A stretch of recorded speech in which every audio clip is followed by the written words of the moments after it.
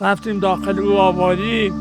بعد خواستم بار قاطر در بیارم، مثل که یه نفر زنه زیر مگه برو بیرون. ما 1000 متر رفتم او ور کو اینو نگرفت.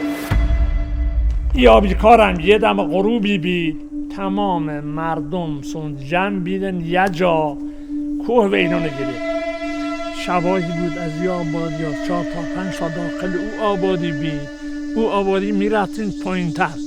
این شب هیچ کس داخل اینا نبود، فقط یه شخصی مال لیروک منزل خودم بید. یک بار قاطری کفش و جرا و جاکتشی تهیه کنی بی دادم بزگم بر بده به همون مردم فقیر فقرا.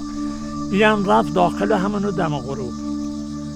بعد چکو اینو نگرید، گفتن این نفرم باسون بیریم این آبادی. بعد گفتن یونه همون نفر که داخل اونو بید او برام آگه. اون نفر گفت ما رفتیم داخلی آبادی. خب یه دختری داشتیم همه چون شوهر کرده بید.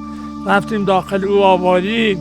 بعد خواستم بار قاطر در بیارم، مثل که یه نفر زنه زیر مگه برو بیرون.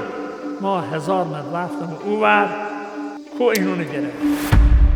بالاخره دیگه قسمت نمی ای بمیره. این رفت کو اینو نگرفت. او شهود میده که چطور کو اینو نگرفت. چند ساعت بعد اینکه رفته بود کوه میاد؟ تقریبا یه نیم ساعت هم نبود خدا جواب، چون رفتیم جایگاه حدود یه 700-800 متر ز آبادی. این رفت او ور کو اینو نگرفت.